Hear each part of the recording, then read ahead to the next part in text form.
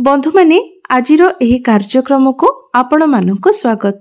आजिर एही कार्यक्रमटी कर्कट राशि व्यक्तिविशेष मानक पई बहुत गुरुत्वपूर्ण अटे। कारण कर्कट राशि व्यक्तिविशेष मानकर जीवन एही होली एवं दोल पूर्णिमा ठारू बदलिबाकु जाउछि। कारण दोल पूर्णिमा दिन मीन संक्रांति मध्य पड़ुछि। पूर्णिमा एवं संक्रांतिर जोग हेउछि।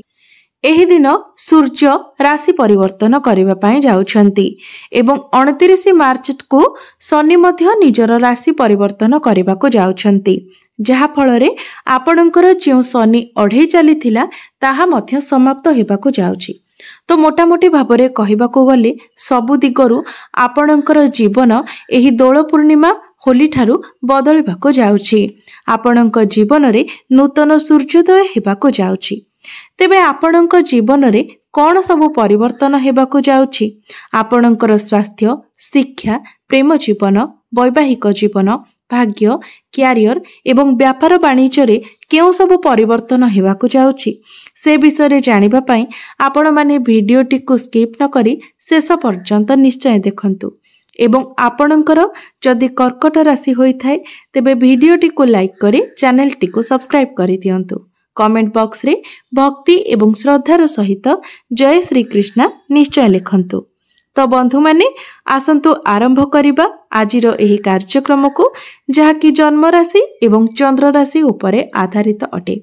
तो राशि चक्रर 12 गोटी राशि मध्यरु चतुर्थ राशि हेउची कर्कट राशि। तेबे आपणको कुंडलीर तृतीय भावरे विराजमान अछंती केतु, अष्टम भावरे विराजमान अछंती शनि एवं सूर्य। तेबे 15 मार्च को सूर्य आपणकर नवम भाव को चलन करिवे एवं 29 मार्च को शनि मध्य आपणकर नवम भाव को चलन करिवे। आपणकर नवम भावरे विराजमान अछंती शुक्र, बुध एवं राहु। एकादश भावरे विराजमान अछंती देवगुरु बृहस्पति एवं आपणकर द्वादश भावरे विराजमान अछंती मंगल।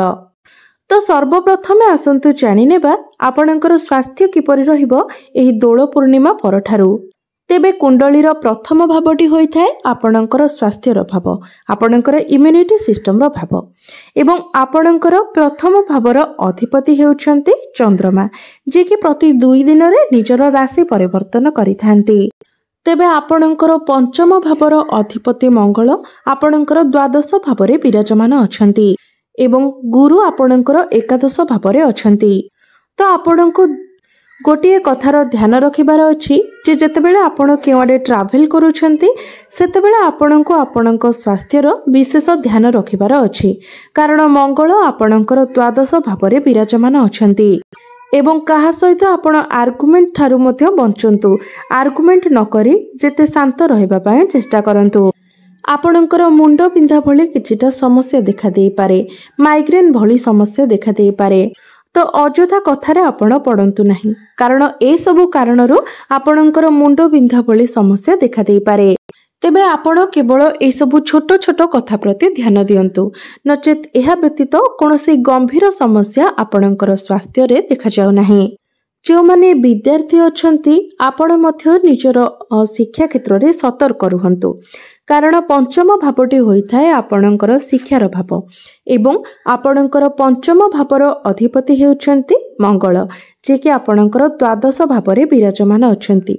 तेबे द्वादश भावटी को कुंडली रे भलो बोली माना जाय न थाए। तो तरबरिया भावरे आपण निजर पाठ पढ़ारे कोनोसी भी डिसिजन नियंतु नाही। आपण 29 मार्च परे पाठ पढ़ारे किछि भी डिसिजन नै पारिबे, कारण 29 मार्च को शनि निजर राशि परिवर्तन करिवे एवं आपणकर शनि अढैर मध्य समाप्ति होइजिवो। तो 29 मार्च परे आपणक पई समय बहुत भलो रहिबो।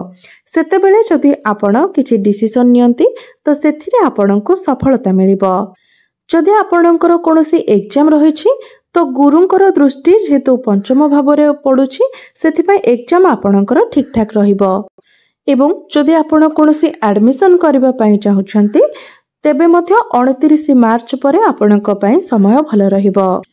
प्रेम जीवन रे मध्य आपण निजे ही समस्या सृष्टि करिवे, कारण पंचम भावटी शिक्षार भाव हेबा सहित पंचम भावटी मध्य होइथाय आपणकर प्रेम जीवनर भाव एवं पंचम भावर अधिपति मंगल आपणकर द्वादश भावरे विराजमान अछंती। तो आपण निजे ही अଯଥା कथा को लेकिन आपणक मध्य झगड़ा सृष्टि करिवे, बिना कथारे ही आपणक मध्य जुक्ति तर्क करिवे। तो आपण निजे ही सबुर कारण हेबे। तेबे ए सब कथा प्रति आपणको ही ध्यान देबार अछि। यह सहित द्वितीय कथा हेउछि मंगल जेहेतु आपणकर द्वादश भावरे अछंती, तेणु आपण जहांक सहित रिलेशनशिप रे अछंती से मध्य छोट छोट कथा को लेकिन जिद करिवे एवं बेले बेले आपणकर कथा को मध्य से ठीक भावरे बुझी पारिबे नाही। आपणको बेले बेले इग्नोर मध्य करि पारंती। तेबे एहार सेमिति किछि बड़ खराब प्रभाव आपणकर प्रेम जीवन उपरे पड़िबो नाही। वैवाहिक जीवनर कथा जदि हेबा तो सप्तम भावटी होइथाय आपणकर वैवाहिक जीवनर भाव, आपणकर जीवन साथीर भाव एवं आपणकर सप्तम भावर अधिपति हेउछंती शनि, जे कि आपणकर अष्टम भावरे निजर स्वगृह रे विराजमान अछंती। तो वैवाहिक जीवन आपणकर बहुत भल रहिबो। एहा व्यतीत जदि आपणकर वैवाहिक जीवन रे कौनसी प्रकारर भी समस्या थिला, कौनसी प्रकारर भी भूल बुझामणा थिला, तो ताहा मध्य समाधान होइजिबो। जेतेबेले आपणकर शनि अढ़ेई संपूर्ण रूप से समाप्त होइजिबो, सेतेबेले सबु किछि आपे आपे ठीक होइजिबो। बहुत बड़ चिंतारू, बहुत बड़ समस्यारू आपणको मुक्ति मिलिजिबो। जदि कौनसी ऋण करजर भार आपणको ऊपर थिला किंबा कौनसी कोर्ट कचेरी मामला रे आपण फसी रहिथिले, तो से सबुरु मध्य आपण बाहर को चली आसीबे। भाग्य दृष्टि देखिबाकू गले एही दोल पूर्णिमा परे आपणको आपणको भाग्यर संपूर्ण साथ मिलिबो।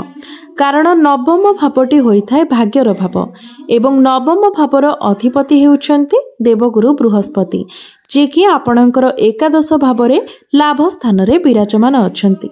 तो आपणकर भाग्य लाभ देखा जाउछि। निश्चित भावरे आपणको आपणको भाग्यर संपूर्ण साथ मिलिबो। एहा सहित आपणकर भाग्य स्थान रे शुक्र एवं बुध दुईटी शुभ ग्रह मध्य विराजमान अछंती। तो आपण जदि कौनसी शुभ मांगलिक कार्यर आयोजन करबा पई चाहुचंती, किछि बड़ इन्वेस्टमेंट करबा पई चाहुचंती, किछि बड़ जिनिस किणाकिणी करबा को चाहुचंती, आपणकर कौनसी मीटिंग किंबा डील रहिछि किंबा कौनसी प्रकारर भी आपण एपरि कार्य करबा को चाहुचंती जहाँ भाग्य संबंधित अटे, तो से सब प्रत्येक कार्य रे आपनको सफलता मिलिबो।